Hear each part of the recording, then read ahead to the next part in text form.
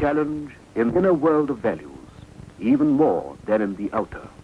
It was a period of clash and confusion, when the fate of the nation hung in the balance. Would India perish? Among the many figures that rose to meet that challenge and set the balance right, none was more vehement, none more of Vivekananda, the greatest of the spirit with the widest wings.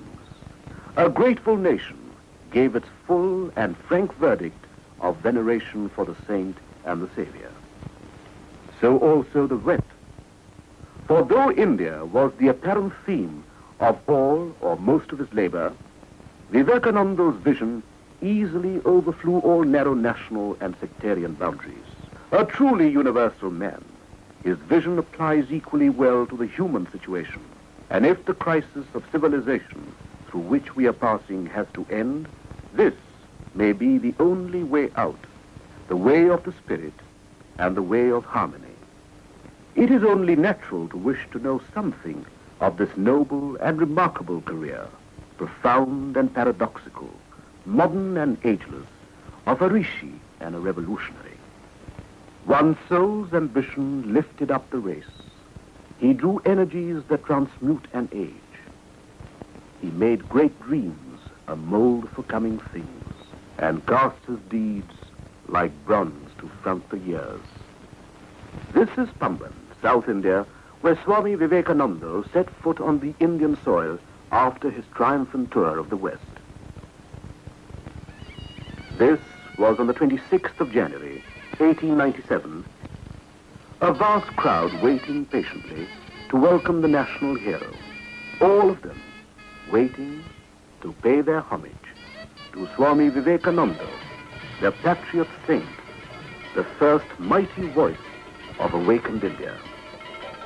Among them was the Raja of Ramnad, Bhaskar Setupati, with his state coach, ready to receive the royal ascetic.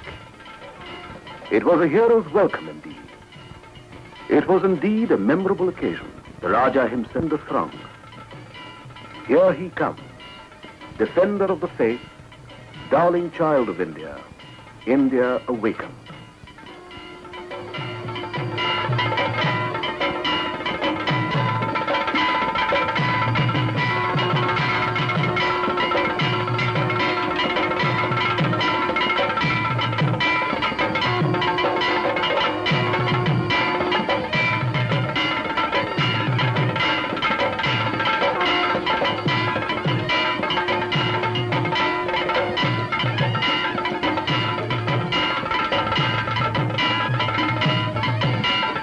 Swami was quite overwhelmed, but he took it with dignity, with humility.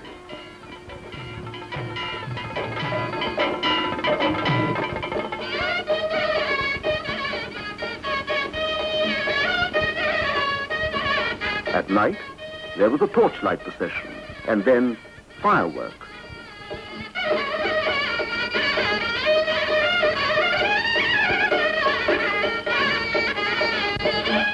In reply, the Swami said, "This grand reception is made not unto a military general or a politician, a prince or a millionaire, but to a poor, penniless sannyasin. This shows the spirituality of India. This shows wherein lies the vitality of our nation." After the grand reception in the south, the Swami left for Calcutta, his hometown, where a grand reception was given to him. From there he began a series of inspiring speeches all over the country. My India, arise. The longest night seems to be passing away.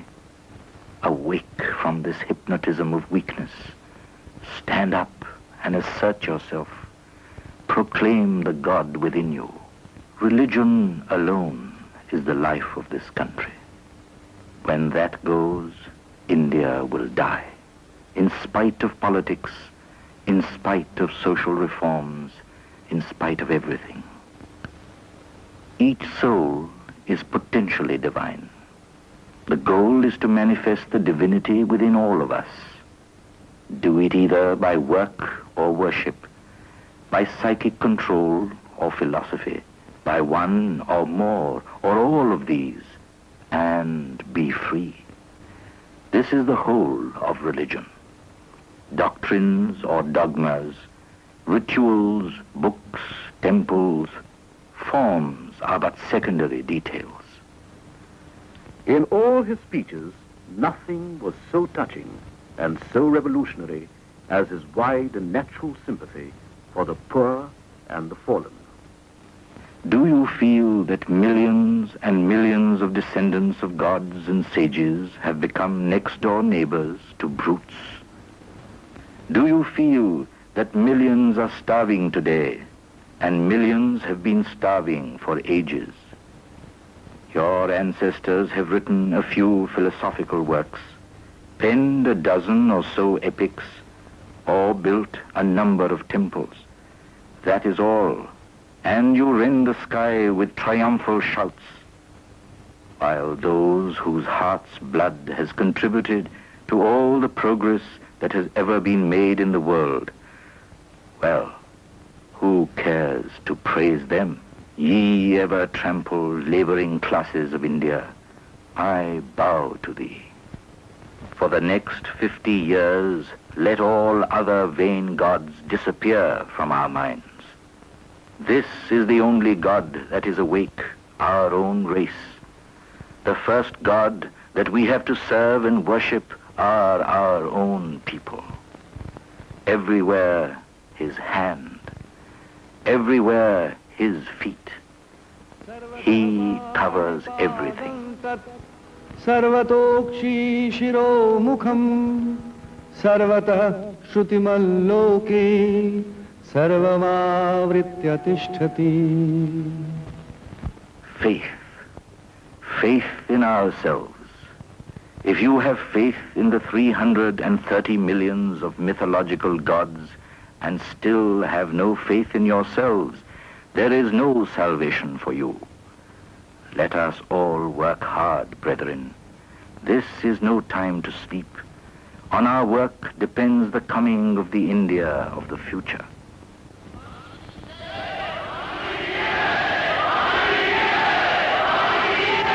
Where and how did this remarkable life begin? One is naturally curious to know, and this is a good time to remember. It was here in the city of Calcutta that Swami Vivekananda or Narendranath was born on the 12th of January, 1863. Not far from the holy river Ganga, in this house and its neighborhood, the boy Naren used to play as a child like other children. His father, Sri Vishwanath Datta, was an attorney of the Calcutta High Court, well versed in Persian and English literature, but typical of his time. His father was indifferent to the Indian cultural heritage, but his mother, Srimati Bhuvaneshwari Devi, belonged to the old Hindu tradition. Religious by temperament, she would often read to the boy tales from the Ramayana and the Mahabharata. This was the seed of spiritual life sown early in Naren's mind.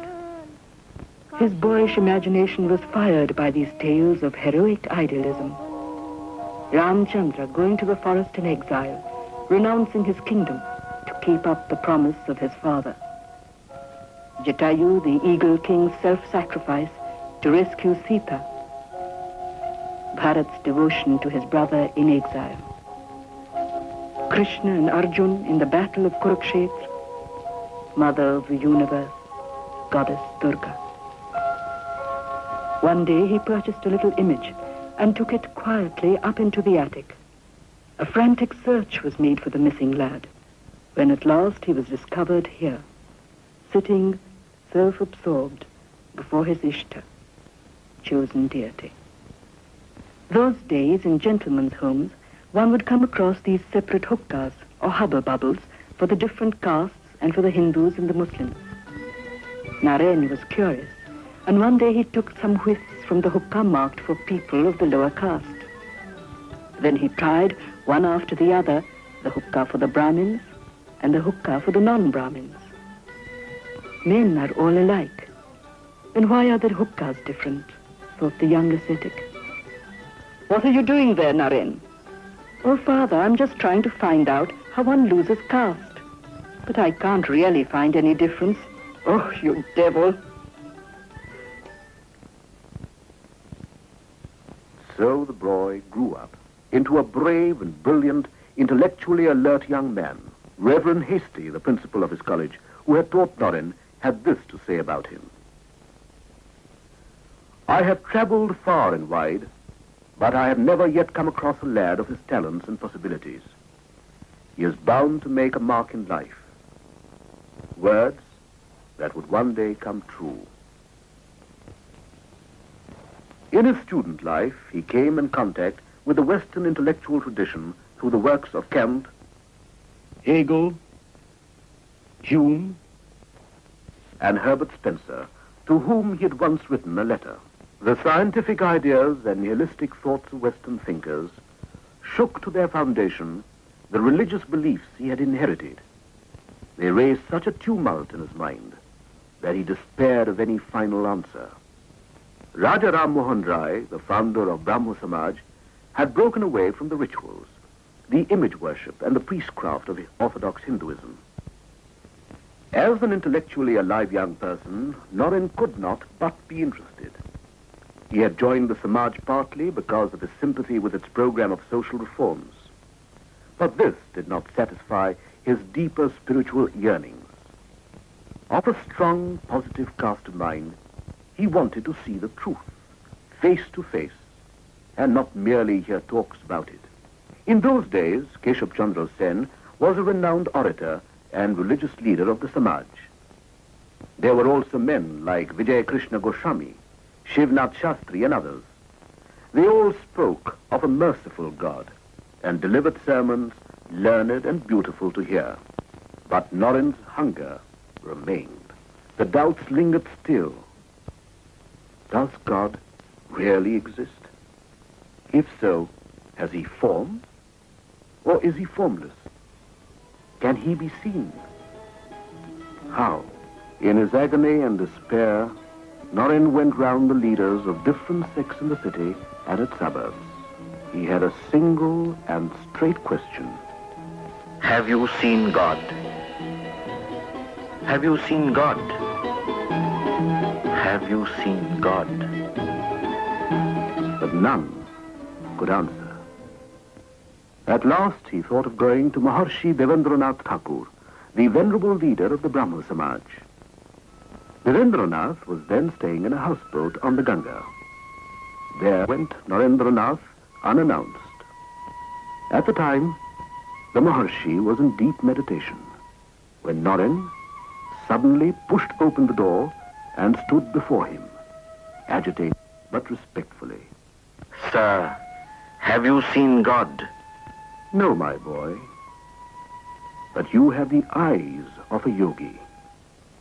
You should practice meditation.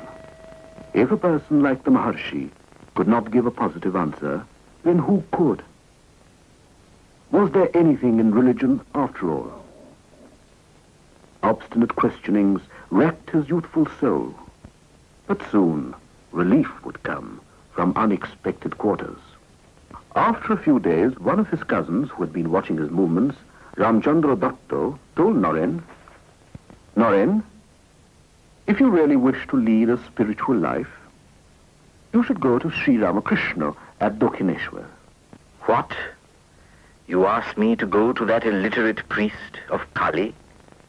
What does he know? I have read Kant, Hegel, Hume, Spencer, and you now ask me to go to a man who does not even know how to write his own name. Naren, what is the harm in a visit? Ramchandra said. Even if you do not like the man, you may like the place. Argument indeed. One day, he went to Dakshineshwar and paid a visit to the temple of Kali on the eastern bank of the river, where Ramakrishna was then living. Sri Ramakrishna took to him at once. But Naren had other things on his mind, and after a few preliminaries, he shocked the assembled group by asking his inevitable question. Sir, have you seen God? Yes, I see him just as I see you here, only in a much intenser way. Yes, yes, God can indeed be realized like that. Not only that, you can talk to him as I'm talking to you. For the first time, he was face to face with a man who said openly and without guile that he had seen God and even talked to him. He had met his match, for Ramakrishna, though ignorant in the worldly sense of the term, had crossed the ocean of illusion and realized the supreme truth. He was a Siddha, an avatar, and he had already marked Naren for his own. Here the goddess Kali had revealed herself to her devoted child, Ramakrishna, and bestowed upon him all the divine grace of a transcendental wisdom. Kali, the mother goddess, has often been misunderstood in and out of India. The word Kali is derived from Kal or time. Hence, she is a symbol of death and destruction. In another and deeper sense, she is also the transcendence in which all mental ideas and forms disappear. In the inner view of things, she is a power of Brahman or reality. If, in one hand, she holds the severed head, in the other she offers boons and protection. Destroyer and preserver, Kali the mother is the goddess of the brave and the heroic. Quiet day. Krishna was seated on his bed, relaxed, when Naren entered and approached him. Ramakrishna was very glad to see Naren, as he always was. But the next moment, the saint had gone into a deep ecstasy. Then he muttered something and came closer and closer to where Naren was sitting. He stood up, still in ecstasy, and touched Naren's body.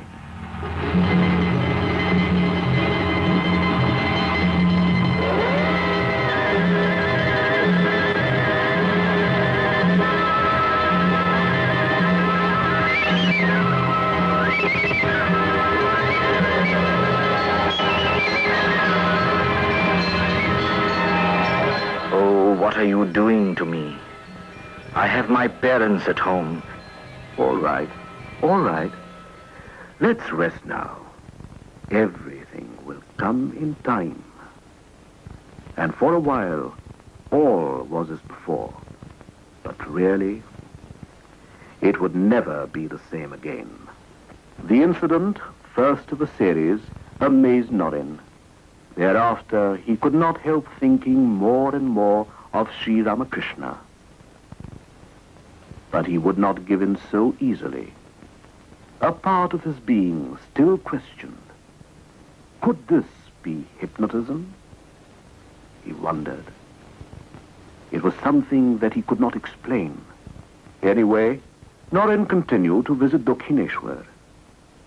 At times, he openly ridiculed Ramakrishna, which hurt and shocked the simple devotees. But for all that, he could not deny or resist the unbounded love and childlike simplicity of the saint. It was at this time that Naren, then barely 21, was faced with unexpected difficulties. His father passed away. A large-hearted man, Sri Vishwanath Datta had lived beyond his means and left no savings. Here he is, without rest, without security, on the Maidan in Calcutta. There was nothing he had not tried and failed. At last, Naren went to Sri Ramakrishna and prevailed upon him to appeal to Mother Kali to relieve the distress of his family. To this, Sri Ramakrishna said, "I have never asked for any material gains from my mother. I cannot do that even now. But if you go to the temple this evening and ask for yourself I assure you, the mother will grant you whatever you ask for. But why will she listen to me? I say she will, Ramakrishna said. It was evening. Sri Ramakrishna asked Naren to go inside the temple and pray to the mother. He went accordingly.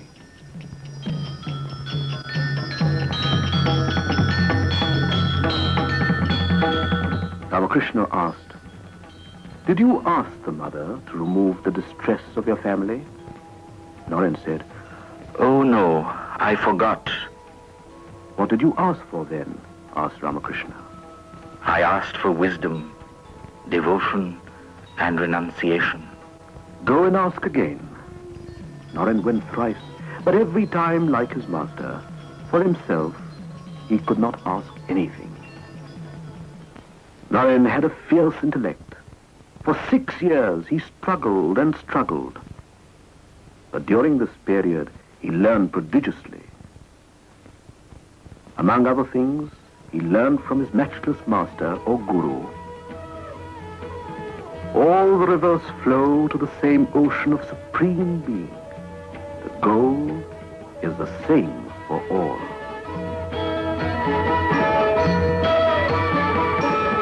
He learned that the one who is Hori to the Hindus is Allah to the Muslims.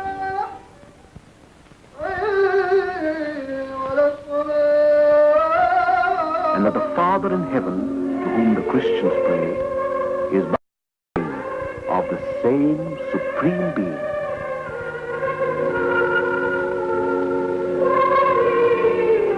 Pirnantu Vishwe Amritasya Putra Aye Dhamani Divyani Tastu Vedahametam Purusham Mahantam Aditya Varnam Tamasah Parastat Tameva Viditvati Mrityumeti Nanna Pantha Vidyate Hayanaya.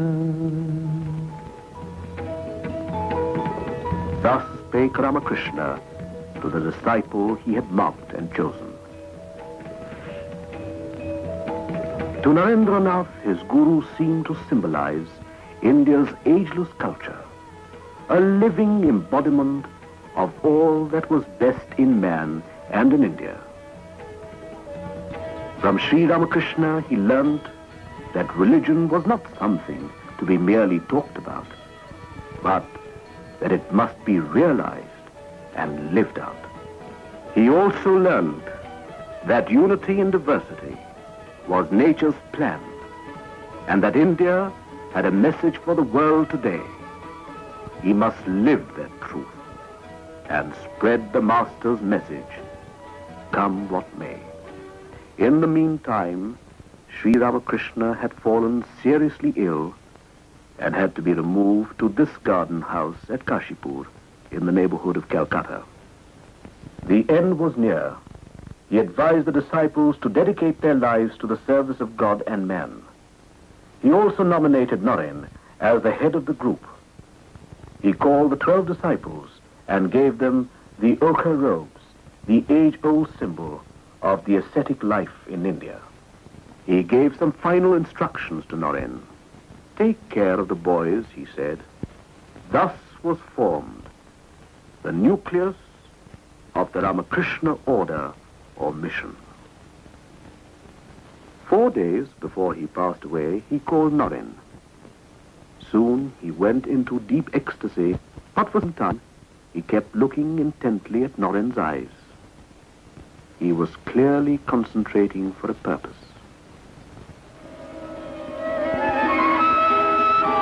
Naren felt as if a subtle force, resembling an emanation of electric energy, was flowing into his body. Naren, today I have given you all I had. There is nothing of my own left.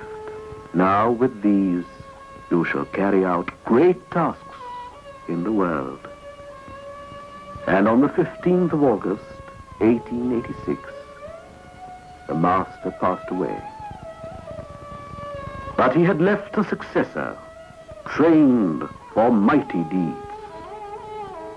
After the passing away of the master, the young disciples lived in this tumble-down house which no one else would rent. The house enjoyed the reputation of being haunted. It certainly looked its part. For their daily needs, they had to beg from door to door. Not all were as kindly as this lady here. For many days they had just rice and salt, an austere diet indeed. But they did not complain. The brave band was undaunted, and Noren kept the group going valiantly and patiently towards wider horizons of service, sacrifice, and fulfillment of the master's wishes. Soon a break came. In India, it is customary to go on pilgrimage. The Swami felt the urge, and for some time he became a wandering monk or parivrajika. For him, it was a new experience of India and her people, and must have sharpened his sense of mission.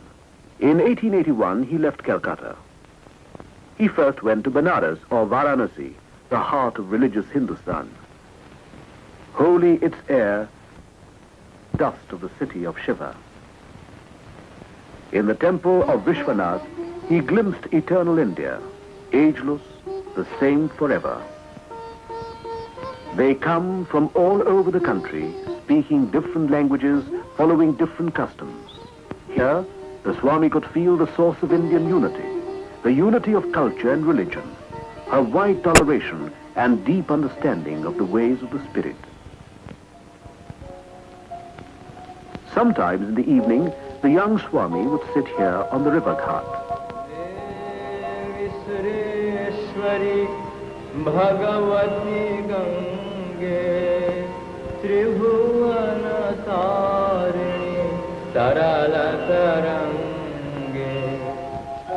And his mind would go back to Dakshineshwar and his master. He also paid a visit to Ajodhya, sacred city of Rama, and Vrindavan, city of Krishna. Pushkar, the legendary birthplace of Brahma himself. Rishikesh, land of ascetics and spiritual seeking down the ages. Yasya samudram rasaya sahahu, yasya maha pradisho yasya bahu, kashmai devaya havisha vidhema. He saw the exquisite paintings of Ajanta, the rock-cut temples and sculpture of Ellora, the Buddhist stupa at Sanchi, the shrines of Bhuvaneshwar, the famous Sun Temple of Konark, and he felt within himself the imperishable heritage of India, mighty voices of silence whispering their deathless enchantment. From all these, he drew fresh inspiration. Hastinapur or Delhi, where the fate of so many empires has been decided at one time or the other, rich in Mughal remains, forts, turrets, mosques, palaces, the splendor of architecture impressed the Swami. Taj Mahal, splendid symbol of the love of Shah Jahan for his beloved Mumtaz Mahal, a lover's gift, a poem in marble.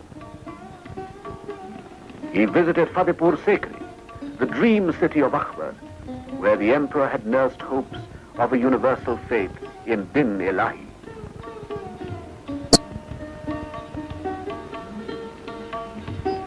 Rajasthan, the land of chivalry and heroism. Its capital, Jaipur, is the first planned city of India. In this city, Swamiji stayed for months to take lessons in Panini from the Pandit of the royal court. The fort at Amer, a landmark in medieval history. Chittor, forever associated with Rana Pratap's defense of the motherland, with the fatal beauty of Padmini and her fire ordeal, and the matchless devotion of Mirabai, the Saint Queen of India. Famed lake city of Udaipur, proud relic of resistance and martyrdom of the Rajputs, and their sense of beauty and bravery. A splendid past indeed. But India today was more like a ruin. Today she lived in miserable huts and holes, in city slums. The glories of the past meant nothing to these people. They were at best memory's mockery, a consolation prize for cards and do nothing. Everywhere he saw the plight of the masses of India, despised by priests, oppressed by heartless landlords, exploited by generations of money lenders. Every year, the flood came. Everywhere people were dying of poverty, of famine and flood. The nation had been reduced to rags, no hope anywhere, while only a few enjoyed the good things of life. Not a moment of his waking life when he did not think of his poor countryfolk and of what man had made of man. It was not merely lip sympathy.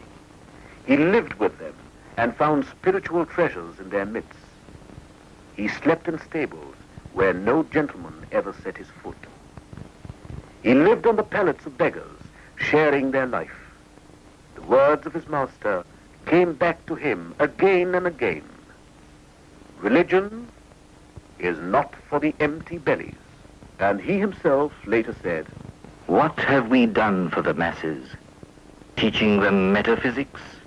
It is mockery to offer religion to a starving man." With this picture of the oppressed masses burning in his heart, the Swami came across the rulers of the Indian states, the native princes. In the course of his travels, he met the Raja Ajit Singh of Khetri, the Maharaja Mangal Singh of Alwar, the Maharaja Chamarajendra Vadiyar of Mysore, and the Raja Bhaskar Setupati of Ramnad, and many others. He believed that if these people, placed in positions of advantage, took up the cause of India and her starving masses, the country's progress could be hastened. He always reminded the rulers of their duty towards the people. There was something about the youthful Swami, and they listened. They who were given more to command than to listen. In his conversation with the Maharaja of Mysore, he had said, "You are only the custodian of God's property. You should use it only for the benefit of God's children, that is, the people." The Maharaja of Mysore was inspired to introduce necessary reforms in his state. These encounters were not without their dramatic moments. Once in Alwar, the Maharaja Mangal Singh met him at the residence of his Diwan. The Maharaja was in a somewhat merry mood, and perhaps, to tease the Swami, he said, with a smile, "You see, Babaji Maharaj, my forefathers built many temples, but I do not have any faith in those idols of stone or metal." The eyes of all present were fixed on the Swami. What would he say? He asked a counter-question, harmless enough to begin with. "Diwanji Sahib, whose picture is that on the wall, please?" The Diwan replied, "It is the likeness of the Maharaja, Swamiji." "Please bring down the picture, will you?" And the picture was brought down. "Now spit on that picture, Diwanji." "What is it, Diwanji? But a piece of paper? Why can't you spit upon it? I say, spit. Spit upon it. Any one of you may spit upon it." "What are you asking me, Swamiji? It is the likeness of our Maharaja. Don't you know that?" "But surely the Maharaja is not bodily present in the picture. It does not contain his flesh, blood, and bone. It is, after all, an idol or an image.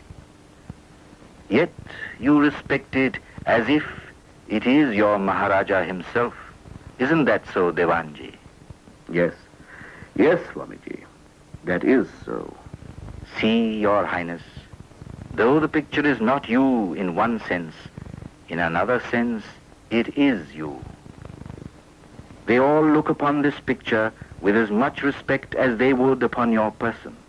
So, when men worship the image of God in stone or metal, they do not say or think, 'O stone, I worship thee. O metal, be merciful.' They worship the divinity inherent or represented in these forms." The Maharaja admitted, "Swamiji, you have opened my eyes. Forgive me that I ever spoke to you like that. Forgive me." Such was the Swami's unconventional method of bringing a great truth home. But the Swami never stayed at one place for long. No parivrajika. He traveled through deserts, forests and mountains and vast fields. He learned a thing or two as he went along. This is Khetri House in Jaipur, where a little dancing girl a lesson in humility and understanding. In his honor, the Maharan's recital. The gathering, including the Maharaja, was waiting for the Swami. One of the courtiers had been sent to bring him. As the officer conveyed the invitation, the Swami said, It is quite unbecoming for a sannyasi to attend the performance of a dancing girl.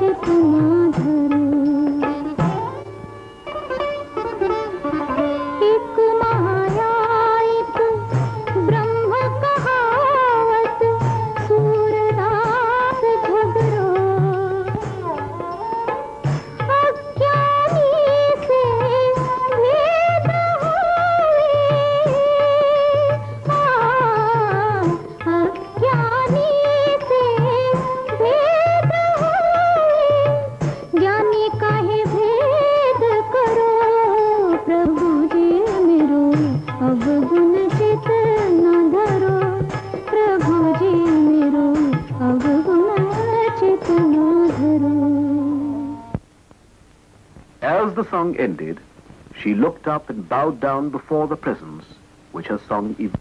You have opened my eyes.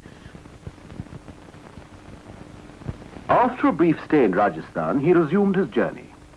Now he proceeded towards the south by way of Gujarat and Maharashtra. He traveled day and night till he reached the Meenakshi temple of Madura, eloquent of the faith of the people and Dravidian architecture.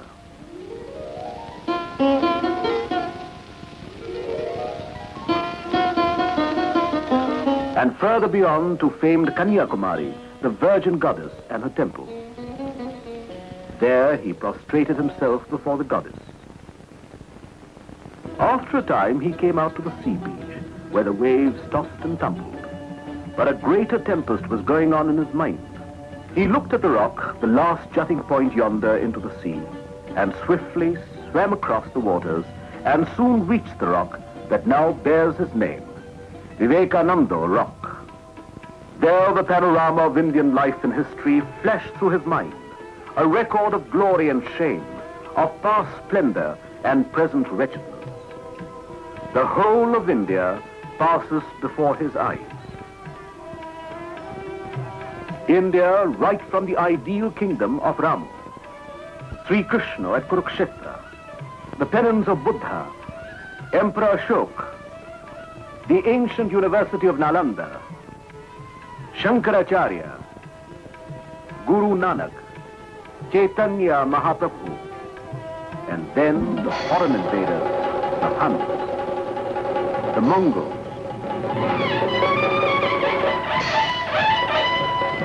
the Portuguese, the Battle of Plaza, and the English. A long, dark age of foreign domination. The vision of India was not without a meaning. There was work for him to do, not merely to contemplate the unchanging and the everlasting. The present called him urgently. It was not religion that had been the cause of the country's downfall. True religion was nowhere being followed. How to raise the nation, the once mighty nation, the nation that still dared to dream of God and Godward ways. He raised his eyes to the ocean. The image of his master floated back, giving him new hope and a sense of direction. He would appeal to the world on behalf of India. He would go to America. The East and the West, the new and the old, must know each other and help each other. Another chapter was opened in his and the world's history. On May the 31st, 1893, the Swami sailed for America by way of the Pacific. But he had no fixed idea or program. It was a leap into the unknown. He had heard vaguely about a parliament of world religions to be opened someday somewhere in America. He sailed by way of Ceylon, Penang, Singapore, Hong Kong, Nagasaki, Kobe, and then traveled by land to Yokohama to board the ship again. Artistic and industrial Japan impressed him. Inspired by the example of this newly awakened Asian country, he wrote to his friends and disciples in Madras. Come out of your narrow holes and see how the nations are on the march. India wants the sacrifice of her young men, mind you, not brutes. Sympathy for the poor, bread for the hungry mouths, enlightenment people at large, and struggle unto death to make men of those who have been brought to the level of beasts by the tyranny of your forefathers. He reached America, the land of hope and liberty, and the venue of the Parliament of Religions in Chicago. On inquiry, he came to know that the Parliament of Religions would not be meeting till September. And as he had no references or credentials from a recognized organization, he could not be enlisted as a delegate. But, completely alone and without any resources, he was finding it hard to cope with Chicago's high cost of living. He decided to go to Boston, which was cheaper. In Boston, he stayed as a guest of Miss Kate Sanborn. And it was there that he met Professor John Henry Wright of Harvard University. Professor Wright was so impressed that he insisted that Swami Vivekananda should represent Hinduism at the Parliament of Religions at Chicago. I have no credentials, replied the Swami. Professor Wright was surprised at this, and he said, to ask you, Swami, for your credentials is like asking the sun about its right to shine. On his own, Professor Wright gave him a letter of introduction to the president of the committee, the Parliament of Religions. In that letter he wrote, he is more learned than all our learned professors put together. Vivekananda reached Chicago from Boston late in the evening. His troubles were not yet over. On the way, he had lost the address of the office of the committee for the Parliament of Religions, and he had no money. Unable to find any other way of passing the night in the railroad freight yard, she looked after his needs and later took him to the office of the Parliament of Religions. Religions opened on September the 11th, 1893. On the opening day, the Hall of Columbus was packed to the full. On the dais sat some of the best-known representatives of world faiths. Practiced orators, they all spoke eloquently about their own faith. At first, Vivekananda felt a little nervous. Silent and prayerful, he sat, the observed of all observers. It was in the afternoon that Vivekananda first addressed the Congress, and through it, the world. After a short prayer to Saraswati, the goddess of speech, he started to speak. The words came, words that would soon go round the world. He began, sisters and brothers of America, and brothers of sisters and brothers of America. A spontaneous clapping filled the house. The applause went on and on and on. The audience had never heard anything like this before.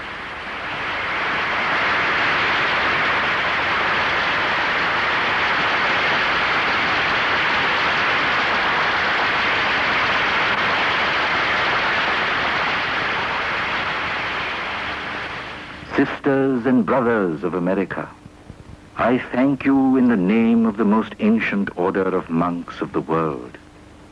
I thank you in the name of the mother of all religions. I thank you in the name of millions and millions of Hindu people of all classes and sects.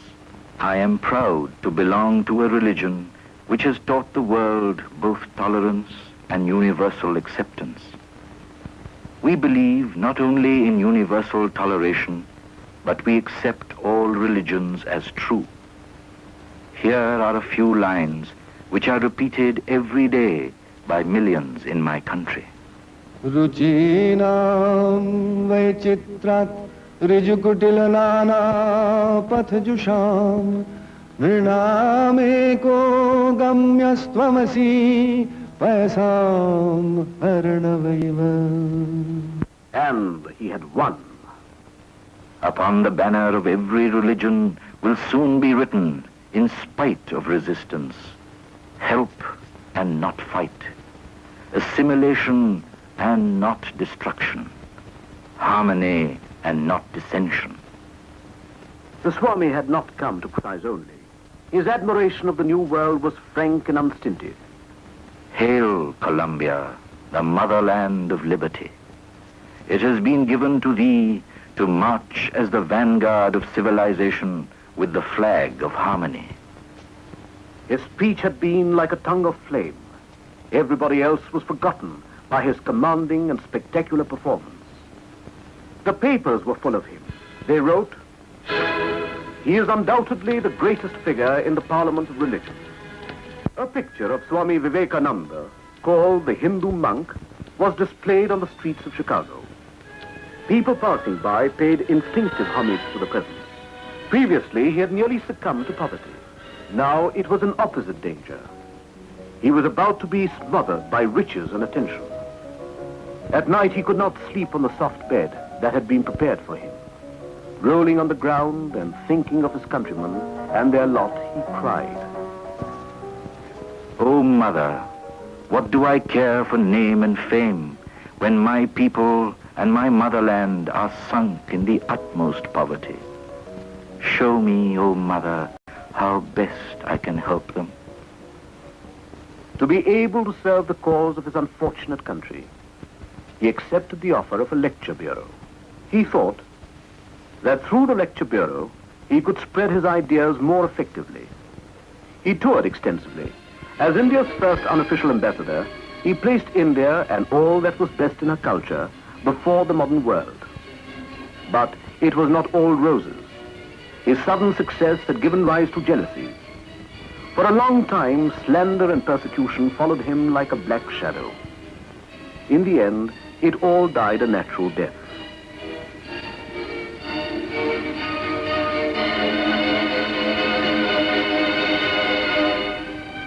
He toured with the lecture bureau for 6 to 8 months in different places and delivered a series of inspiring speeches.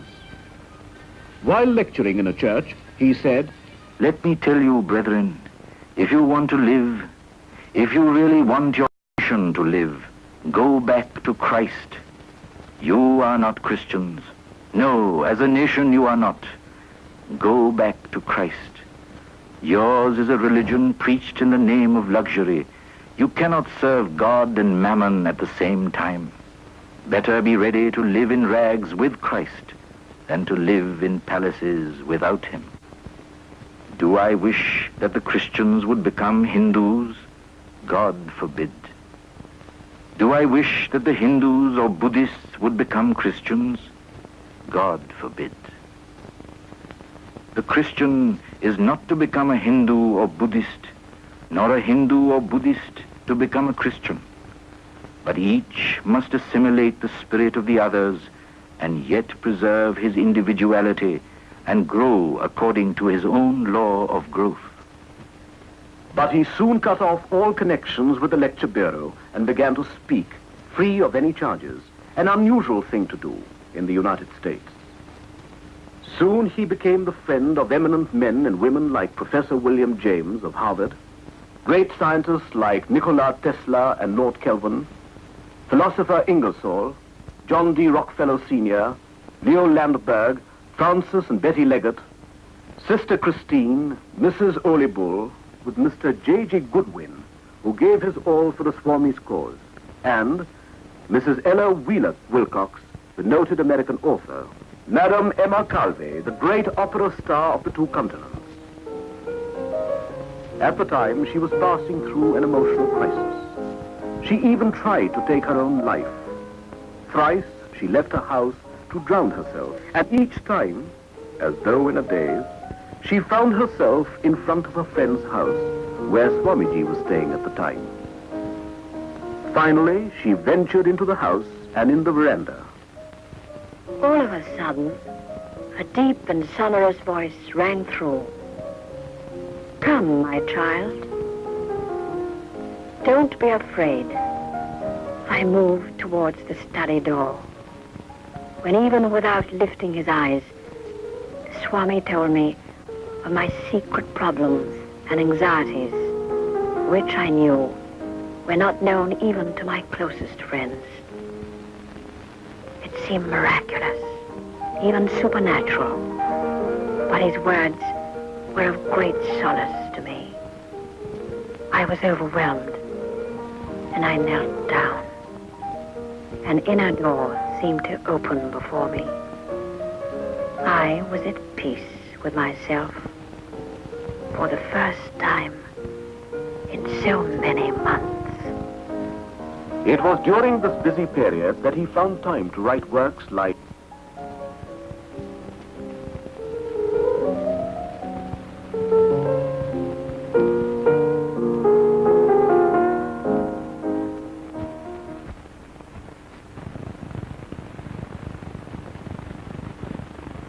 This is the summer cottage in the Thousand Islands Park on the River St. Lawrence. Here, with 12 American disciples, the Swami passed 7 memorable weeks. To this intimate group, he revealed brilliant flashes of illumination and the most profound wisdom. These were later published as inspired talks. Never was a title more justified. After he had stabilized his work in America, he turned to Europe briefly. This is London, 1895, where the Swami spent some time meeting and talking to people and giving them a better idea of Vedanta. His greatest acquisition in England was without doubt Miss Margaret Noble, a name that will always be remembered with gratitude while India lasts. England also gave him Mr. and Mrs. Sevier. The couple donated all their life savings to the cause and made India their second home. After 4 years of travel and ministry to different countries of the West, Swami Vivekananda was returning home with some of his disciples. Yes, the tour had been a success, a triumph, to find his militia ready for his word of command. But never did he expect that the whole nation, the people of India, would rise to a man and give him a welcome, the like of which has never been seen before or after. The brilliant speeches which he gave all over the country spelled hope and courage. Men everywhere heard these as in a dream. Awake, arise, and stop not till the goal is reached. So long as millions live in hunger and ignorance, I hold every man a traitor who, having been educated at their expense, does nothing for them.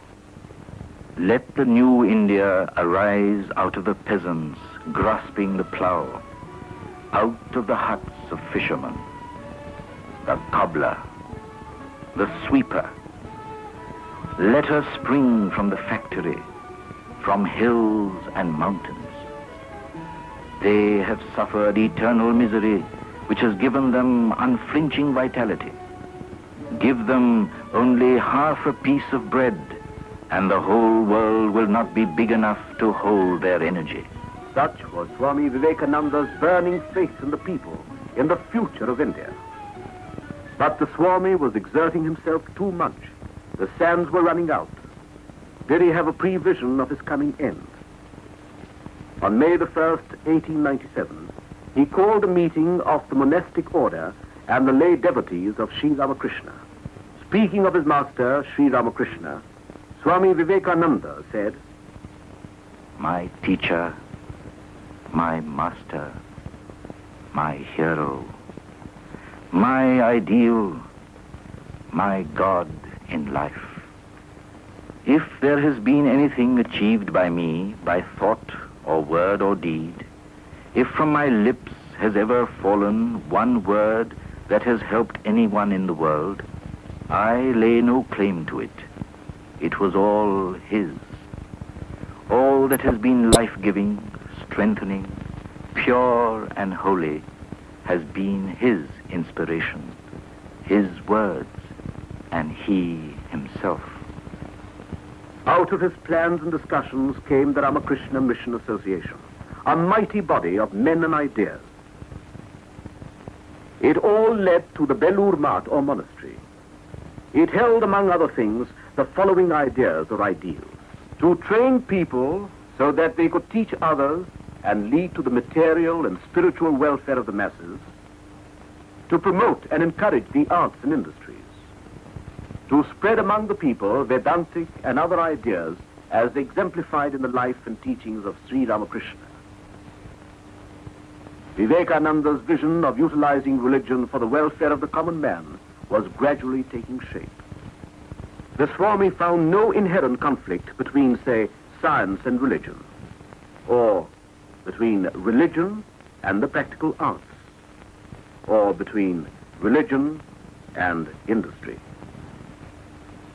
He sent Swami Ramakrishnananda to organize the center in Madras and others elsewhere. In a short time, a number of missions were established all over the country, all doing good, substantial work.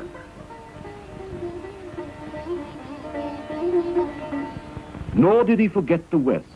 He sent Swami Saradananda and Swami Abhedananda to carry on the Vedanta teaching in the West. Thus, several active centers came into existence in New York, San Francisco, Hollywood, Tobacco Canyon, Los Angeles, London, Paris, and elsewhere. But Swami Vivekananda not only sent people abroad, he welcomed a few home and trained them for work. The most outstanding of these was Miss Margaret Noble from England, the first Western woman to be received into an Indian monastic order. The Swami gave her a new name, Nivedita, or the dedicated one. Never was a name more justified. She soon started a school for girls. At first, not many came, though the teaching was free. Later, it became an institution. This is how the school looks today, one of the best and a fitting memorial to Sister Nivedita's work for Indian children. But the Swami's health was causing anxiety. The strain had begun to tell. His Western disciples suggested a trip to America. He went, but there was no rest in his vocabulary. His health did not improve, and he returned to India unannounced. In spite of his shattered health and living under serious restrictions, he had little or no rest. Visitors from all over India and abroad came to see him constantly. One of these was Mahatma, or Mr. Gandhi from South Africa. Unfortunately, the Swami was then not at Belur, and the two could not meet. What a loss, my countrymen. Once Pandit Sakharam Ganesh Deuskar, well-known editor of Hitavadi, came to see him with a few friends. Coming to know that one of them was from the Punjab, the Swami started to speak about the food situation there, which was then acute. It was a short interview. At the time of leaving, one of the gentlemen expressed a regret. "Sir, we have come with great expectations to hear some religious talks from you. Unfortunately, our conversation was taken up with commonplace matters." At this, the Swami turned grave and said, Is the concern over my people a commonplace matter? Sir, so long as even a dog in my country remains without food, to feed and take care of him is my highest duty. Anything else I consider as non-religion or false religion. Swami Vivekananda thought not only about the men of India, but he had given deep and anxious thoughts to the problems of Indian women. A bird cannot fly with only one wing, he used to say. He looked upon Sharada Devi, the consort of Sri Ramakrishna, as the ideal of Indian womanhood. He dreamt of a convent to be run on the lines of the monastery at Belur. He did not live to see the dream come true, but now the convent, Sharada Mat, is a reality. But Swami Vivekananda's thoughts were confined not to India alone. It included the whole world and the civilization. I belong to India just as much as I belong to the world. I love India. But every day my sight grows clearer. What is India or England or America to us? We are servants of God. The East and the West may make their full contribution to the perfection of humanity, and the last civilization of the world may be a civilization not of struggle and warfare, but of peace and charity and harmonious cooperation to a great end. He knew that the end was near. On July 4th, 1902, The 11th day of the moon, he fasted, following the orthodox rule. That day, he insisted on serving the meal to his disciples. After the meal was over, the Swami stood by to pour water on the hands of the disciples. At this, Nivedita protested. It is we who should do these things for you, Swamiji, and not you for us. But Jesus washed the feet of his disciples. It was the last time. The words rose to Nivedita's lips, but remained unuttered. Was this the last time too? At 7 o'clock in the evening, the bell rang for worship in the chapel.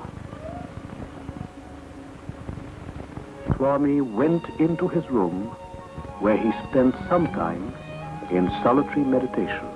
Then he went into deep samadhi at the body, like a worn-out gun.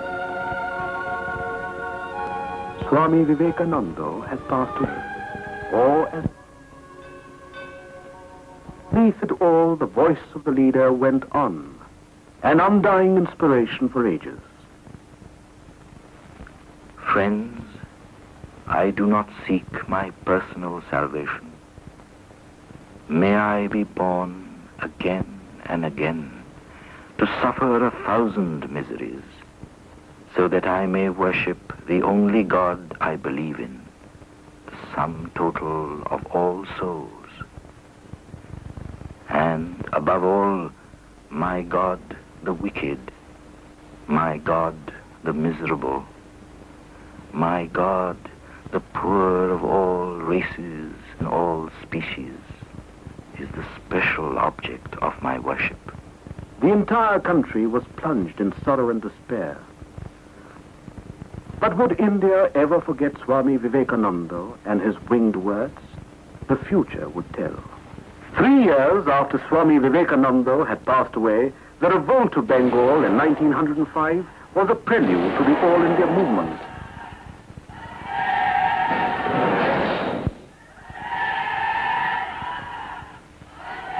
All the while, the life and works of Swami Vivekananda has continued to inspire the people. It may be that I shall find it good to get outside my body, but I shall not cease to work, to inspire men and women until the world shall know that it is one with God. Much has been done, though much more remains unfulfilled. We perceive his influence still working gigantically. We know not well how, we know not well where, and we say, behold, Vivekananda still lives in the soul of his mother, in the souls of her children. Across the ages sounds his the call of India and of the world's unborn soul. This is the theme of India's life work, the burden of her eternal songs, the backbone of her existence, the very reason of her being, the spiritualization of the human race. Uttishthata jagrata prapya varana nibodhata kshurasya dhara nishita duratya durgam pathastat kavayo vadanti.